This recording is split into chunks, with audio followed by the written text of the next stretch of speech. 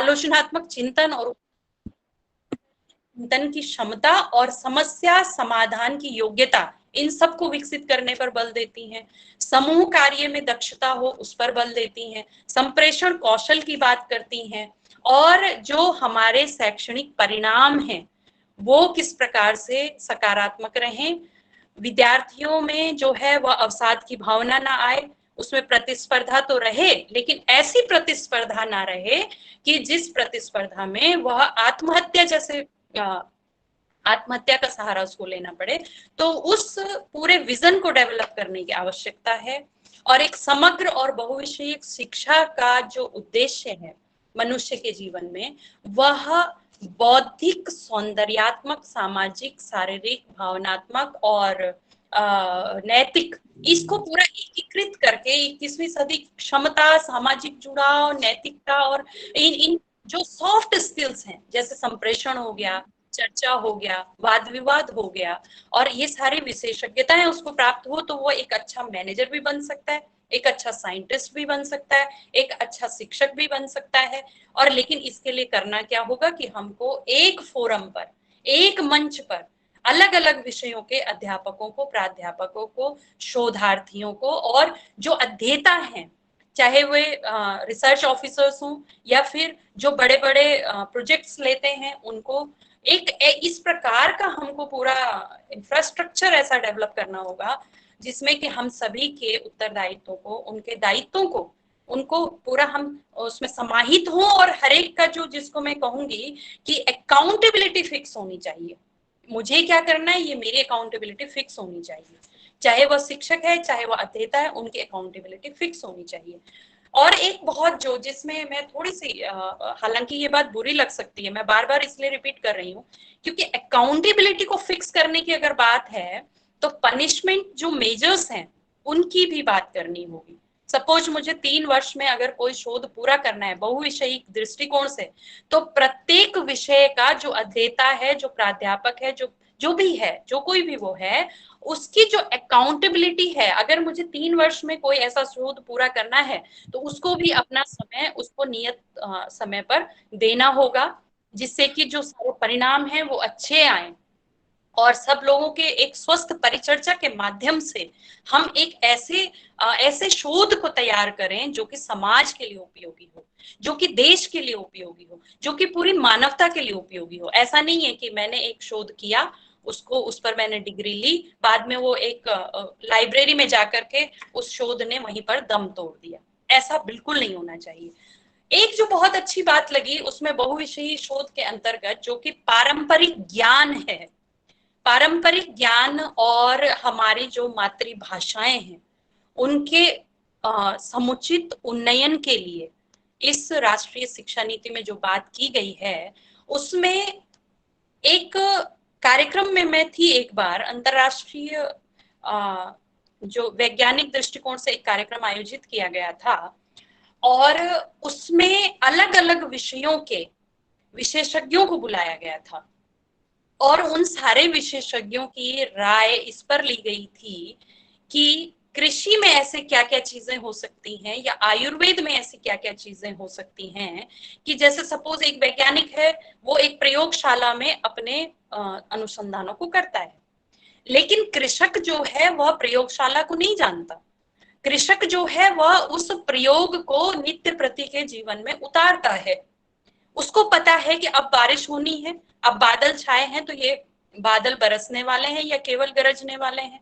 उसको पता है कि मैं अगर इस तापमान पर अनाज को बोऊंगा तो ये अनाज जो है अंकुरित होगा जमीन में जाकर के या नहीं होगा। ये सब पारंपरिक ज्ञान हमारा जो है उसको, और प्रयोगशाला में जो वैज्ञानिक अनुसंधान कर रहा है, क्योंकि वैज्ञानिक जो है वो धरातल पर जाकर के अध्ययन नहीं करता, कम करता है, बहुत कम करता है, और कृषक जो है वो वैज्ञानिक प्रयोगशालाओं को नहीं जानता है। तो हाँ, उस फोरम में ये बात की गई थी कि एक किसान और एक वैज्ञानिक आपस में अगर गठबंधन कर लें तो जो वैज्ञानिक की बौद्धिक क्षमता है उसका उपयोग कृषि में नए अनुसंधानों के लिए होगा। और कृषक के जो अनुभव हैं, किसान के जो अनुभव हैं, उस अनुभव को वह जब वैज्ञानिक के साथ साझा करेगा तो दोनों से जो परिणाम आएगा वह यह आएगा कि प्रयोगशालाओं में जो प्रयोग किए जा रहे हैं, क्या वे हमारे पारंपरिक ज्ञान से अधिक श्रेष्ठ हैं, या पारंपरिक ज्ञान के साथ उसका सामंजस्य है या नहीं है। कृषि की जो विधाएं हैं उनके लिए वह गुणात्मक हो रहा है या नहीं हो रहा है। इस तरह के जो अध्ययन होंगे निश्चित रूप से वह राष्ट्रीय शिक्षा नीति का एक नया आयाम होगा, और उस आयाम को प्राप्त करने के लिए ही बहुविषयिक शोध की बात हम लोग कर रहे हैं। और उस बहुविषयी शोध में एक तो प्रेरित, सक्रिय और सक्षम संकाय, फैकल्टी डेवलपमेंट की जो बात की गई है, नई सरकार ने संकाय के विकास को बहुत बहुत बहुत ज्यादा बल दिया है।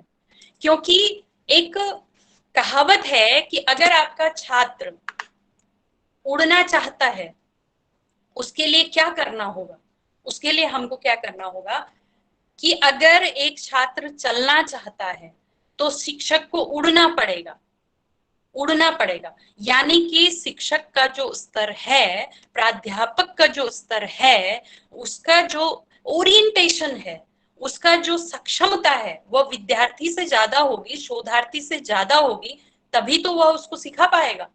तो उसके लिए अच्छी फैकल्टीज को अपॉइंट करना, उनका समुचित विकास करना, फैकल्टी डेवलपमेंट की जिसको मैं बात कर रही हूँ, ग्रूमिंग करना, निरंतर ऐसे कार्यक्रमों का आयोजन करना जिसके द्वारा जो संकाय है, जो मानव संसाधन है, जो हमारा शिक्षक है, वह उसके व्यक्तित्व में समुचित एक उन्नयन आए, जिससे कि वह अपने विद्यार्थियों को यथोचित दे सके, जितना उसे देना चाहिए उससे कहीं ज्यादा दे सके।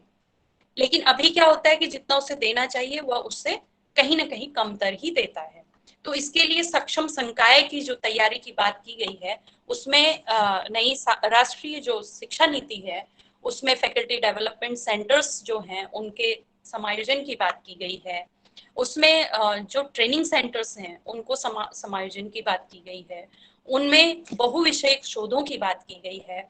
और एक जो शिक्षा का व्यवसायीकरण है, उस व्यवसायीकरण को रोक करके व्यवसायीकरण की जगह पर हम ऐसे शिक्षण की बात करें जो कि व्यक्ति को व्यक्ति बनाए, जो व्यक्ति को मानव बनाए, जो मानवता के दृष्टिकोण से उसको विकसित करे, जो लोक संग्रह की भावना को विकसित करे। और उच्चतर शिक्षा में इसके लिए नियामक प्रणाली में परिवर्तन जो किया गया है, उसका प्राविधान वह राष्ट्रीय शिक्षा नीति में किया गया है।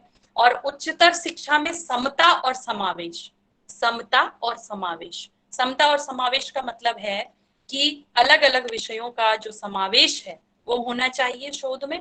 और दूसरा समता का अर्थ है कि अगर आप हिंदी साहित्य के प्राध्यापक हैं तो आपको भी वही सम्मान मिलना चाहिए जो कि एक विज्ञान के शिक्षक को मिलता है, एक वैज्ञानिक को मिलता है। अगर आप मानविकी के अध्यापक हैं तो आपको भी उतना ही सम्मान मिलना चाहिए जितना कि एक अन्य को मिलता है, वाणिज्य वाले को मिलता है, अर्थशास्त्री को मिलता है। जबकि ऐसा होता नहीं है। उसमें ये कहा जाता है कि भाई ये उपयोगी नहीं है, इतना उपयोगी नहीं है, कला सिखा करके क्या करेंगे, संगीत सिखा करके क्या करेंगे, या फिर योग सिखा करके क्या करेंगे। जबकि ऐसा नहीं है। हम एक अच्छा व्यापारी अगर बना भी देते हैं, व्यक्ति को एक अच्छा अर्थशास्त्री बना भी देते हैं, लेकिन जब तक वह एक अच्छा व्यक्ति नहीं है तब तक उस अनुसंधान का, उस शिक्षण का कोई महत्व नहीं है। क्योंकि फिर कहीं ना कहीं वह यांत्रिकता की तरफ ले जाएगा, और यंत्र जो है वह मनुष्य नहीं हो सकता। अगर मनुष्य यंत्र होने से ही मनुष्य के सारी समस्याओं का समाधान हो रहा होता, तो जैसा कि मैंने पहले भी कहा कि तालिबान की जैसी समस्याएं ना होती, विश्व युद्ध की, हमारे सामने विश्व युद्ध की विभीषिकाओं से जूझने का जो समस्या है वो कहीं ना कहीं सिर उठाए खड़ी ना होती। कुल मिलाकर के बात यह है कि उसके लिए जो समता और समावेश की बात की गई है, गुणवत्तापूर्ण विश्वविद्यालय और महाविद्यालयों की बात की गई है, वह इसीलिए की गई है ताकि हम उन परिदृश्यों में भारत को पुनः विश्व गुरु की उपाधि से विभूषित करवा सकें। इसके लिए नवीन जो राष्ट्रीय अनुसंधान फाउंडेशन है उनके माध्यम से तो अकादमिक शिक्षा में संस्थानों के लिए प्रभावी प्रशासन और नेतृत्व की बात की गई है। तो ये सारी जो चीजें हैं, इनमें पुनः और पुनः मैं यही कहूंगी कि हमें कहीं ना कहीं अपनी जिम्मेदारी समझने की आवश्यकता है। अगर मैं एक प्राध्यापक हूँ, एक प्राचार्य हूँ, एक एकेडमिक लीडर हूँ, मैं एक शैक्षणिक नेतृत्व हूँ, वाइस चांसलर हूँ, या कुछ भी जो भी मैं हूँ, वो उस जगह पर रहते हुए, उस पद पर रहते हुए मेरी जिम्मेदारियां क्या हो सकती हैं, मैं इस संस्थान को कितना अपना सर्वोत्तम दे सकती हूँ, इस बात पर हमको ध्यान देना होगा। तभी राष्ट्रीय शिक्षा नीति के जो बड़े बड़े उद्देश्य हैं, उन बड़े बड़े उद्देश्यों को तभी हम प्राप्त कर सकते हैं। और ज्ञान को कोठरियों में से, जैसा कि मैं बार बार दोहरा रही हूँ, ज्ञान को कोठरियों में से बाहर निकालने की आवश्यकता है। और उन कोठरियों से जब हम बाहर निकलेंगे, परिचर्चाएं करेंगे, अलग अलग फोरम तैयार करेंगे, टीम भावना से काम करेंगे, तब जाकर के नई शिक्षा नीति जो है ये एक कारगर हो सकती है और धरातल तभी उतरेगी, क्योंकि सरकार अपना काम कर रही है। हम लोगों को व्यक्तिगत स्तर पर क्या करना है वो हम सभी को जानना होगा, समझना होगा और उसका अनुपालन करना होगा। तभी ये राष्ट्रीय शिक्षा नीति सफल हो सकती है। क्योंकि अक्सर लोग कहते हैं कि भैया बहुत बढ़िया बन गई है, लेकिन धरातल पर उतरना बाकी है और चुनौतियां बहुत हैं। तो चुनौतियों का सामना हम ही लोगों को करना है। सरकार हम सभी लोगों से मिलकर के ही बनती है, हम सभी के विचार इसमें समाहित हैं। तो हमारा दायित्व यह है कि इन विचारों को हम धरातल पर उतारें, इनके लिए काम करें। मैं जिस जगह पर, जिस क्षमता में हूँ, जिस पद पर हूँ, उस पर रह करके मैं अपने क्षमताओं का भरपूर उपयोग करूं संस्थान के लिए, देश के लिए, विश्व के लिए। तो तभी जो है ये बहुविषयक शोध की जो एक विचार है, एक रूपरेखा है, वह तभी अपने लक्ष्यों में सफल हो सकती है। तो बाकी मुझे लगता है कि अब समय सीमा भी समाप्त हो रही है लगभग, क्योंकि हम लोगों को जुड़ने में देर हो गई थी। तो 12, 12:15 के आसपास हो रहा है। मुझे लगता है इसमें काफी बातें आ गई होंगी। अगर कोई चीज रह गई हो तो कृपया आप लोग मुझसे परिचर्चा कर सकते हैं। और संक्षेप में कोई अगर बहुत बड़ी जिज्ञासा तो आप लोग पूछ सकते हैं। और उसके बाद फिर मुझे लगता है कि ये सत्र अपने समापन की तरफ पहुंचेगा। मैं प्रतिभागियों से निवेदन करना चाहूंगी कि यदि कविता जी की बात आपने सुनी है, इतने सुंदर ढंग से उन्होंने अपनी बातें की हैं, किसी के मन में इस व्याख्यान को सुन के कोई जिज्ञासा है, कोई प्रश्न है, तो आप पूछ सकते हैं। और आपकी प्रतिभागिता से ही ये संवाद जो स्थापित होगा, ये हमारी कार्यशाला की सफलता होगी। बिल्कुल। मैं एक चीज पूछना चाहती हूँ कविता जी से कि जी। ये जो शोध है, शोध के बारे में आपने पूरा बताया, ये अभी जो कि मतलब प्राचीन कालीन स्थिति बदल गई है, या मैकाले की शिक्षा नीति के बाद परिवर्तन आ गया है ना, या व्यक्ति अपने पुराण ग्रंथ रामायण इसके बेस बना के, या भारत की जो स्थिति उसको बेस बना के रिसर्च करे, या नए उस पे करे रिसर्च। क्योंकि यदि पुरानी चीज छोड़ रहा है वो, तो नई चीज पे यदि रिसर्च करेगा तो रिसर्च वो भी है। तो इसमें क्या कुछ विषय सुझाव में दिए जाएंगे क्या नई राष्ट्रीय शिक्षा नीति के अंतर्गत, ये सोच रही हूँ थोड़ा सा। बिल्कुल बिल्कुल। इसमें नई राष्ट्रीय शिक्षा नीति जो है उसमें एक यूनिट की तरह वैकल्पिक व्यवस्था ऐसी की गई है कि जैसे अभी मैं पढ़ रही थी, कुछ दिन पहले मैंने पढ़ा कि रामायण है, जैसे रामायण उन्होंने पाठ्यक्रम में समाहित किया है। इसी तरह जितने हमारे वेद वेदांग और ये थे, जैसे कि संस्कृत भाषा पर बल दिया जा रहा है। और आप देख रहे हैं उत्तर प्रदेश में तो योगी सरकार ने पूरा इस पर काम करके दे दिया। मतलब संस्कृत आप किसी भी उम्र वर्ग के हैं, आप बिल्कुल निशुल्क पढ़ सकते हैं ऑनलाइन कक्षाओं के माध्यम से। तो कुछ पुस्तकालय बनाए जाए कुछ छात्रों के लिए हैं, और बहुत सारे ऐसे अध्यापक मेरे संपर्क में हैं जिनकी कक्षाएं चलती हैं ऑनलाइन, और उसमें उनको प्रॉपर मानदेय दिया जाता है। और बाकी जो लोग भी सीखते हैं उनके लिए निःशुल्क व्यवस्था है। और आप जैसा कि हम सभी लोग जानते हैं कि हमारे जो प्राचीन ग्रंथ हैं वो सब संस्कृत में ही थे। क्योंकि तक्षशिला नालंदा के जो पुस्तकालय थे जब वो जले, तो उस समय हमारा जो पूरा ज्ञान का भंडार था उसमें बहुत सारा जो हमारा साहित्य था वो जला दिया गया। बहुत सारी चीजें पता ही नहीं है। आज हम संस्कृत की शब्दकोश के लिए भी दूसरी भाषाओं पर, अंग्रेजों पर निर्भर हैं। ऐसा क्यों हुआ? या हमने कहा कि ग्रंथ तभी लिखे गए ना, तभी लिखे गए ग्रंथ। हाँ, पॉल डायसन ने पॉल डायसन ने अगर उपनिषदों को वो किया, अनुदित किया, तो हम उस पर ज्यादा विश्वास कर रहे हैं। भारत, हमारी जिम्मेदारी ये भी तो थी कि हम उन उपनिषदों को अपने ढंग से खोजें, उन पर अपनी व्याख्याएं, हमने वो नहीं किया। इसको करने की जरूरत है। और पाठ्यक्रम में व्यवस्थाएं की गई हैं ऐसी, दर्शन और पुराणों में नीति। क्या वैज्ञानिक चीज है, पुराणों में क्या वैज्ञानिक चीज है, ये निकल के आए। वेदों में क्या है जी। तो ये जब संतुलन बनेगा तो निश्चित रूप से इसमें तो व्यवस्था की ही गई है, हम लोगों को व्यक्तिगत प्रयास भी करने होंगे ताकि उसकी तरफ। जी धन्यवाद। जी धन्यवाद, धन्यवाद मैडम। अब किसी और का प्रश्न है तो आप बताएं। मैं कहना चाहूंगी कि कविता जी ने मुख्य वक्ता के रूप में बहुत ही सुंदर ढंग से अपना व्याख्यान दिया है। आपने भारत की जो प्राचीन ज्ञान परंपरा थी, जो परा और अपरा विद्या, वहां से बात शुरू करते हुए कि हमारी जो प्राचीन शिक्षा थी वो उन्नयन पर जोर देती थी, विकास पर नहीं। और कहीं बीच में इतिहास में ऐसा हुआ और वर्तमान तक चलते चलते कि वो ज्ञान परंपरा विकास तक सिमट कर रह गई, हमारी जो शिक्षा पद्धति थी। और जहां मनुष्य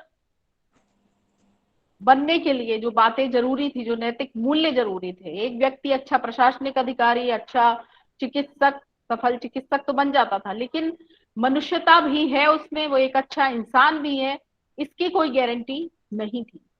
तो आपने जो बातें की है, देखिए चाहे कृषि के संबंध में, मुझे याद आता है कि जो हमारे प्राचीन जो भड्डरी थे और जो घाघ थे, इनकी जो कहावतें हैं वो आज भी जो किसान है वो ध्यान में रखते हैं। जैसे आपने कहा कि किसान को पता है कि इस तरह से यदि सूरज निकला है, इस तरह से यदि चंद्रमा के ऊपर कोई घेरा आया है तो क्या होने वाला है। तो ये हमारा प्राचीन अनुसंधान परत ज्ञान था।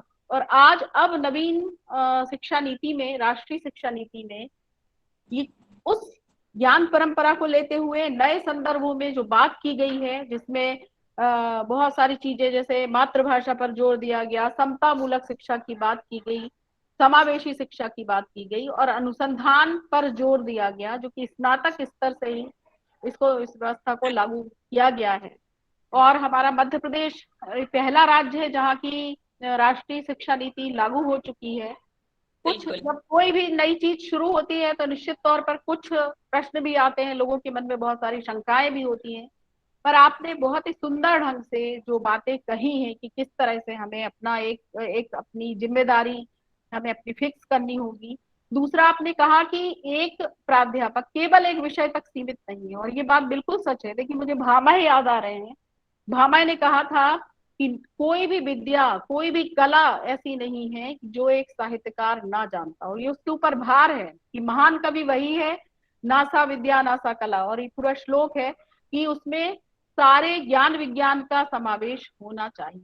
तो हर विषय, एक विषय दूसरे विषय से जुड़ा हुआ है। और जिस अंतर विषय शोध की आपने बात की, बहुविषयी शोध की बात की, तो बहुत ही सुंदर व्याख्यान था कविता जी, आपका बहुत बहुत धन्यवाद। और मैं बहुत ही सम्मान के साथ अब आमंत्रित कर रही हूँ हमारे आज के इस कार्यक्रम के अध्यक्ष डॉक्टर दीपक श्रीवास्तव जी। डॉक्टर दीपक श्रीवास्तव इसी महाविद्यालय में, शासकीय मानूकरवाई कला एवं वाणिज्य महाविद्यालय में राजनीति शास्त्र विभाग के प्राध्यापक हैं। उनका परिचय शायद आपने सुना या नहीं सुना आवाज की वजह से, मैं पुनः आपको बता दूं कि ये कैसे प्राध्यापक है जो निरंतर स्मृति मैडम जी